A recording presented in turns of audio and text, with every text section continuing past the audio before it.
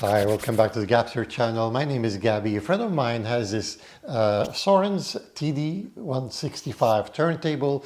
It's got problems, it doesn't work, the belt keeps coming off, it sounds horrible, and also it's quite old and it's begging for a restoration.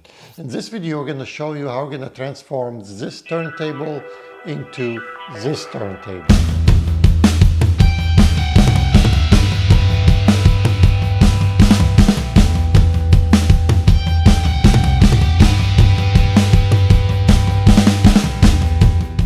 Show you how to take it apart, how to diagnose some of the problems, how we're going to change the RCA cables, the power cord. They were pretty bad actually. We're also going to change the way the dampening and isolation on the TD165 because the original system is pretty sad to say the least. So we're going to have different legs with some special sorbacane underneath them between the legs and the bottom of the plinths. And then there's going to be another one between the bottom of the plinths and the actual plinths. And then a third one between the plinths and the base of the platter. On top of that, the TD165 come with springs as well. So including all the three that we added, we're going to have 4 layers of isolation and damping. Also, we're going to redo the whole plinth from scratch. Going to make a nice plinth for it. We're going to balance the platter and do a whole bunch of different things just to get it up to where it should be. Also, we polished all the surface, we polished the platter, we did a whole bunch of things. So stick around and we're going to show you how we're going to get this thing done. So the complaint was that the turntable wasn't turning properly because the belt keeps skipping and all that kind of stuff. It sounded really bad even when it was working. And I was wondering, well, can I do something for it? I normally wouldn't take projects like this, but he's a very good friend of mine. I figured that I would like to do something nice for him. So I thought I'll take this project on, and while I'm doing it, might as well do a video about it. One thing that really struck me is that the connectors are quite ancient. So the cables are a little bit sad from the very vintage. So do cables matter? I think that will be a good video, isn't it? So, I mean, the power cable, it's probably not as terrible. I mean, it doesn't have the biggest job here, but still, I mean, it'll be nice to improve. But these, for sure, 100% are really could be problematic. They are corroded. They're like black on the inside. And look how thin these wires are. And so, yeah, for the folks that thinks do cables matter, there are some extremes, and this is one of them. So the next thing is to figure out this platter that's not turning properly. And so I have it plugged in here, and it seems to work nicely on 33. I mean, we'll measure the speed later, but let's just be happy with it turning first. And when we put it on 45, it does not go up to 45, it just stays down there. I've had many problems with those Thorens turntables.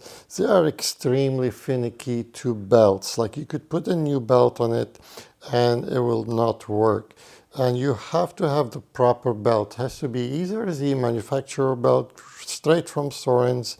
The other one I have very good luck with is the one from this one is from Sacker. That's probably the website. I'm not affiliated with them. It was about 1/3 of the price, and seems to always work for me. And for me, that's the most important part. Now, be very careful of belts that say Thorens on them. You might get them on Amazon or something like that. And I learned the hard way that you gotta have the right belt, otherwise it's just not gonna work. So I just installed that Sacker belt, and now it's running on 33. And if I put on 45, sure enough, it goes up. So before you start messing around and destroying your turntable, get the right belt. Next thing is I downloaded the app. It's called RPM. If you don't have it, it's a free app with no mess and no doesn't really nag you to this, and it's a great app for checking the measurement of your turntable speed. All right, so let's check out the speed on this thing. Well, it's very it's very squeaky. All right, so let's give it a little. It's good always to start it a bit.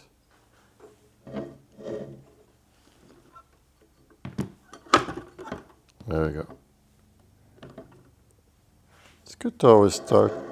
Ooh, that's not good. And making dragging noises. Okay, let's find out what's that all about. So it is dragging by the weight of my phone. I know a little heavy the phone maybe, but still it's not. You know, it shouldn't be. Should be a little bit more room. It shouldn't be able to. Should be able to put your phone on and not drag on the bottom. So I decided to take the cover off and see exactly what's going on there. It's something we have to do anyway, so I might as well do it. So you just have to unscrew those 4 screws and you should be able to pop that cover. So these are the legs of the turntable. I think we can do a little bit better than that. So there are 3 of these springs. You see a couple of them here, and you can adjust the tension on them. Another way you can, if you want, order new ones, but we're just gonna keep cost as low as possible and try to adjust them. There's a way to level them all 3 together. I'm not going to go through that. So I tighten the screws. What you want to do is do them equally. So I had to do it a little bit more. The first time I was still barely touching, so 1 more quarter and it seems to have worked. Bang on, 33.3. That's pretty awesome. All right, let's try the 45. So I tightened it up about another half a turn, and now it's not touching at all. Now, having said that, I mean, my phone could be too heavy. It's bigger, much heavier than an LP, but still it'd be nice to be able to put a phone and level it. So it's 44.86. I think that's close enough, and that's pretty good. But biggest thing was there's quite a few scratches. I mean, they look way worse in real life than you can see them on the camera, but you can maybe see them a little bit.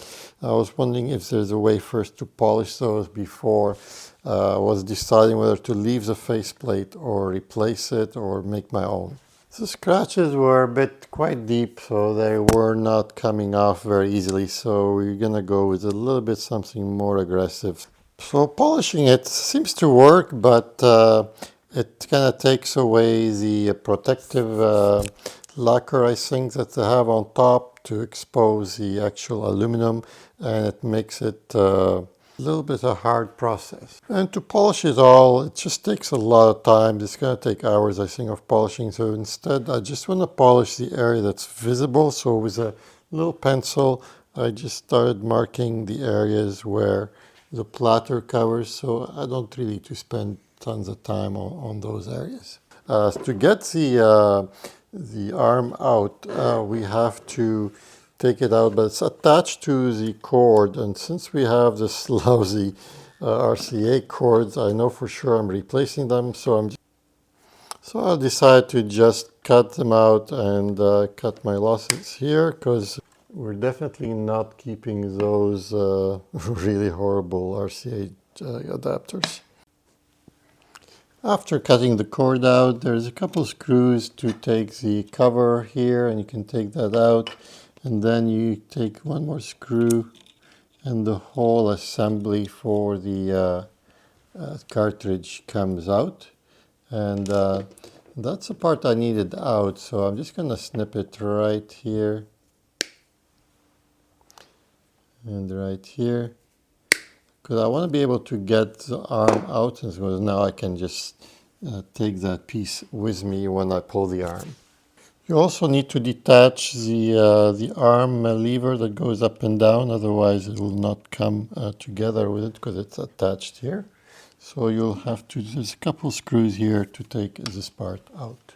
And one last thing you have to do, there's a little screw here on the lever. You have to basically unhook it, and now you can actually take this out, and then you can release on the other side. Just going to carefully put it on the other side. You should be able to carefully take the lever mechanism out.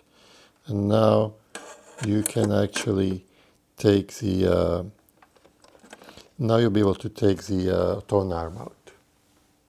To stabilize the turntable, I'm working on it vertically. I've been clamping it, so if you see how it's steady, that's why. Otherwise, it will flip back and will damage everything. Now, what you want to do is you want to secure this tone arm lever assembly somewhere. So probably just, so I used a little tie clip and just attach it here. And now we can see if we can get it all. Be careful because the assembly of the wires barely, you have to flip it to come out from the hole here. And now you get the whole torn arm out. So here we go, we're going to put that in a safe place. When I took the tone arm out, actually I couldn't help myself but notice that, I don't know if you could see that here, that the needle is bent quite a bit actually. So that's going to be another issue that we'll have to deal with. The spindle comes off fairly easy. We'll have to probably grease that later, but we'll wait till the end for that. And so now we've got pretty much everything gone. We still have to take this stand here. The idea is to clear everything. I removed the arm holder. It's got a couple tiny screws from underneath, so it's pretty easy. Just popping all these four cover screws off. There you go. Then I had this really great idea to actually use one of those sanding sponges and actually paint thinner. Because what it is, it's actually the clear lacquer layer that is mostly scratch and a little bit in the deeper part. But with this little sanding sponge, you can actually, and a little bit of paint thinner, you can actually sand and even sand lightly over the markings, and actually it does not take them away. Just have to not scrub super hard, just keep it light around the markings. And as much as you can, try to work hard on the scratches and a little light where the actual letterings are. And then after that, you're just going to get yourself a nice little rag and just, I mean, this process took a couple hours, so it's pretty tedious and even more actually. I did it over a couple days, but you can see that it's starting to come up really nice. The sanding sponge worked out great. It took a lot of scrubbing. It took up over an hour of doing this by hand, but it's coming along. It's pretty much, it's got a nice sheen now to it. Now it's time to do the wheel that I just bought. We're gonna do. Okay, we got the wheel going here.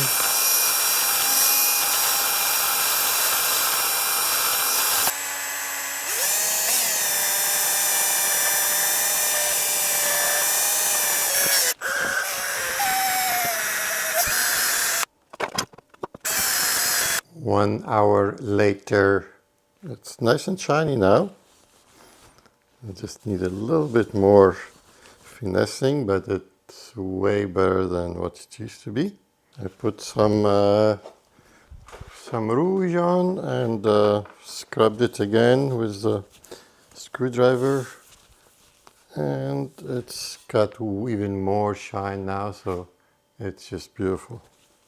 Next thing, I cleaned the platter cover here, and it's very faded, so I'm using this stuff. It's called Back to Black. We use that in cars as well for leather and things like that. So I'm just gonna put it on. This is a stiff brush. Just gonna put a generous amount on it, and you're just gonna basically scrub that stuff on. Well, here you can see it looks cleaner and a lot shinier on the edges. Next thing we're going to do is we're going to start working on replacing the plinths. The plinth is just chipboard and that plastic brown on it, and it's chipped on the corners, and that just needs a new life. So I found this big piece of wood. It's a beautiful piece of fur. Now, it doesn't look beautiful now, but we're going to clean it up and see how it looks.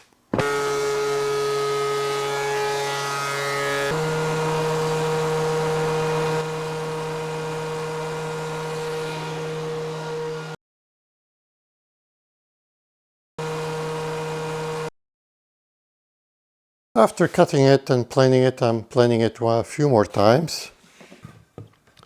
So I cut 4 pieces of that piece of wood on a 45-degree angle after I measured the turntable exactly. And basically these will go just form a square, just like that. And before I actually glue it, I'm going to round all the corners, so actually they look nicer, and round the bottom as well. So I'm going to do that first, and then I'm going to glue it together. This part took a long time to get it right because getting exact 45, 90-degree angle is a tough one. I have to calibrate my saw, but sometimes I have calibrated, but it's just sometimes a tiny bit off. So now I'm going to just let it dry, and then we'll carry on after that. So here it is, we got it all out, and now we're going to do lots and lots and lots of sanding.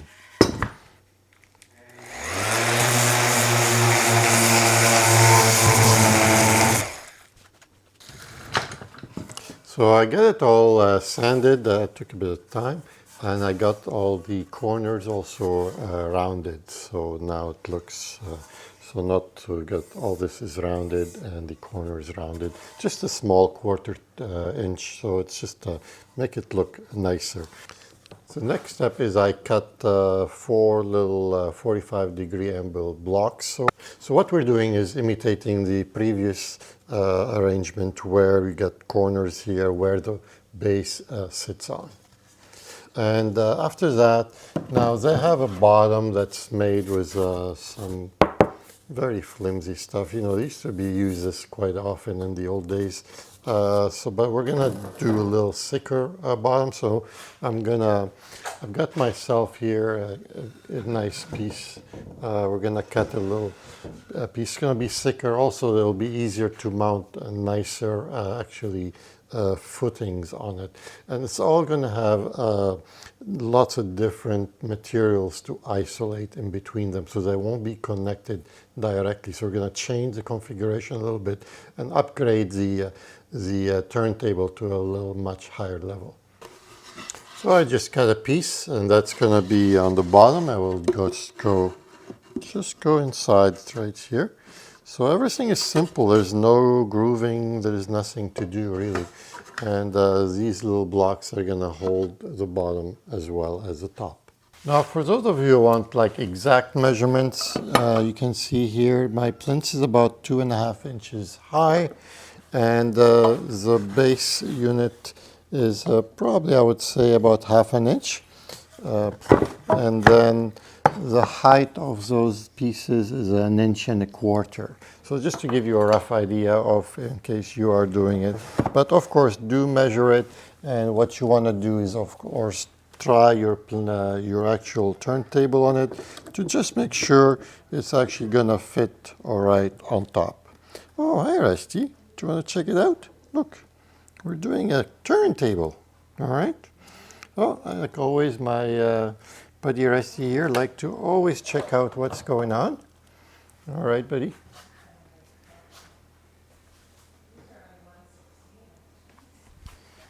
Okay, you like it? What do you think? You think it's good? Okay, you gotta be careful. This is a little bit dangerous. Yeah, I suggest you go down. Yep, let's go down. Okay, here you go. So, all right, next thing what we're gonna do is we're gonna stain the splints, and we're gonna stain it like a dark black stain, but it's not gonna be like complete black. It's just gonna be like a, just still see the wood grain through it as well, but it's gonna look really nice, I think. All right, we're gonna start by staining it. Just redo the bottom part first. So what you can do is you can let it dry and then do some more. Because sometimes if you want it darker, you can't just keep adding while it's wet. This starts to get a little bit streaky otherwise. This is how it looks like after the first coat. So we're gonna let it dry overnight, and we're gonna probably do another coat. We'll see how it goes as it progresses, till we get the right color that I want. The next day I use some 600 sandpaper to keep it smooth. So the secret to having a nice polished finish is to keep sanding between everything. Next thing we're going to do, we're going to lightly paint it with a solid black paint.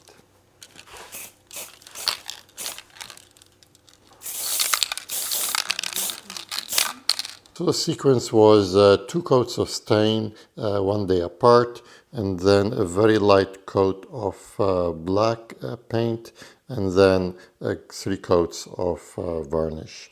And here it is, the plinth is all finished, it's nice and smooth. And that's because I've sanded between coats many times, and that's the trick. If you want like a really smooth finish between stains, paint, varnish, you have to sand very lightly to get that final look. And you get all the little support squares here, and we're ready basically to mount the turntable on top. These were the legs before, that tiny pesky little thing. And these will be the new legs mounted on a piece of sorbicane. This is a new base on the bottom versus the old base that was there before. It was very flimsy and not that strong, so it's going to be more sturdy. And we're going to mount basically the legs with a little piece of sorbicane underneath on the bottom. And that's going to give us a little bit of a layer of just isolation. Here you can see the base all finished with the 4 legs, and you can see, if I show you, you can see how it actually moves and it's resilient. And it's going to be part of our 4-layer of isolation plan. Each level will have its own isolation. So this is, see, it floats, and floats horizontally and floats vertically as well. Now we can flip the turntable around, and then we're going to grab the base, the plinths, and that's going to go on top in here, just like that. Now, this is not going to rest completely on the wood. There's going to be another 4 pieces of sorbicane underneath each corner. So each corner will have one of these tucked right underneath here. And that's going to give us another layer of actually isolation on top of the isolation we have on the legs. And same thing, there'll be a 3rd one here, and also the springs on the turntable, so 4 layers. Next thing we're going to do is going to replace this little flimsy power cable with a nicer, stronger one, and this way it'll be a little safer.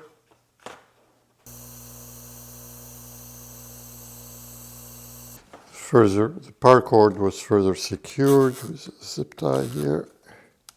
There we go. Next thing we're going to do is replace those cheesy RCA cables. I don't know if you guys remember those, they're pretty horrible. We're going to put some really nice cables in. This is the part you don't want to cheap out on. You got to get some nice quality cables, because this is a very low signal, and it's important to have a good cable for that. Especially the lower your signal is, the more important cables become. This took some time because I'm using a star quad wire here, and also so there's double wires. They're also a lot thicker, and so I had to do some troubleshooting and improvising. But I got all the cables secured here, so now I just have to solder the wires. After a big wrestling match with the wires, it was time to close, and I got the cover on. Putting it back together is simply the reverse of the way we took it out, so I'm not going to bore you with all the details on how to put it back together. Next, it is time to mount the top part, so I move this a little forward, and this way I can put all the cables through. So they're just going to go right there. And this is another interesting part. So we're going to be putting some more sorbicane in the corners here. So I'm just going to grab those. And these are the sorbicane pieces. There's one more here. And then you've got those rings that go on top. So this is going to be cushioning over the sorbicane rather than having a solid connection. So that's the 3rd layer of decoupling. I pre-drilled the holes and then I'm putting the screws back on. Now these screws are not going to be like before, like they won't be super tight. So remember the whole idea, because we put some sorbicane in between there, so you need to have a little bit of give. I don't know if you could see that, there's a little bit of give here. And that's part of the decoupling layer as well. So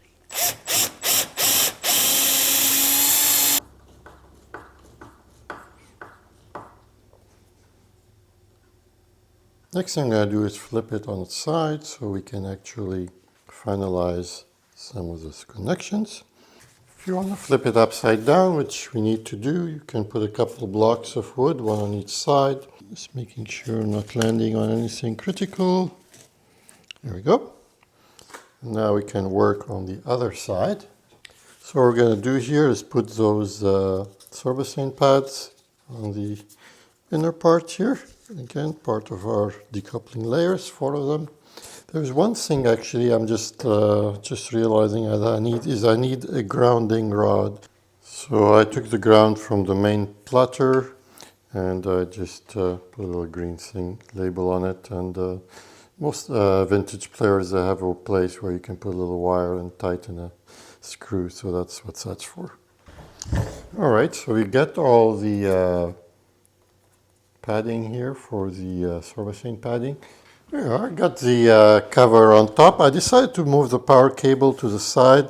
I don't like it being too close to the signal cable the way they had it before, so that at least it's got a decent separation. It's got the 2 signal cables, the ground, and that's the power cable. And again, this thing still floats. As you can see, that's another layer of floating. In order for your sorbicane layer to work, the screw has to be able to pivot in and out easily.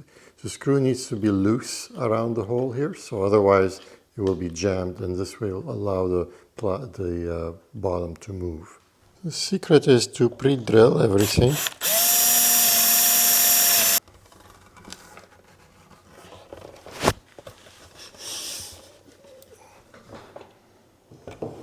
Oh, look at that, it's starting to look really cool. Now this is the fun part when you get to put it together.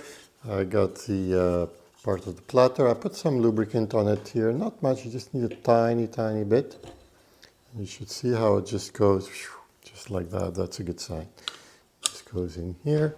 For belts, again, one more time, do not use crappy belts. You have to use either original belts, or there's one by Sacker which is actually really affordable, and I strongly recommend that one as well. It seems to work all the time for me. That's a belt here. Try not to stretch it too much. And let's give it a try, and here it goes. And this is when you need to make sure that the belt does not touch either the bottom or the top. It should be right in the middle, and it is, and that's good. If not, you could do some of the adjustments of the pulley to make sure it jives right in the middle. Do not bend this at any time. So that looks good. Next, we're going to put our nice and shiny platter that we shined up, and it looks pretty awesome. On top of that, remember the cover that we already put, made it look black again. It was all faded and looking horrible. Now it looks just like new. We used that back to black thing that we use for automotive product. And here we go. Let's give it a try. And off she goes. Still, the belt kept slipping from time to time, and that was the main problem my friend was having with the turntable. And finally I realized that the pad underneath the arm here is quite worn out, which means the arm is going much lower than what it needs to, which prevents, and that's what's going to prevent the belt from slipping down. Not just that, but also the balance of everything. But I did try the balance, but that didn't do it too much. But I need to put a new pad here because this one is completely gone and the arm is going way too low. So I did replace the pad here, and that kind of lifts it a tiny bit higher than the way it was worn out before. So it's much better. But let's test it. The big test is usually when the platter is on, and also I had to balance the platter as well, so there's a lot of balancing acts to be doing, so at the end everything works good. Usually it's when it's completely stopped and this is when it doesn't work, so here we go. That works fine. I'm not a big crazy fan of the mechanism, but you know, it's actually works. I also spent a lot of time balancing the platter. Let's give it a try, see how it's actually performing. 33.2221, that's perfect. That's really good enough. The final test was to make sure there's enough clearance because I got a little bit don't want the plier to touch with a weight of a 180 gram disc, and it seems to be doing well. It's also starting, and it goes to, if we go to 45, it goes to 45. Let's see if it goes from dead stop to 33, and it does. There's no more slipping of the belt problem, so that's between balancing and changing a few things. Now it's looking good. The last thing I did is change the cartridge tip. The tip was almost like coming out. It was quite broken. It was actually completely almost severed at the base. So I put a new tip on it, and then it started singing really nicely.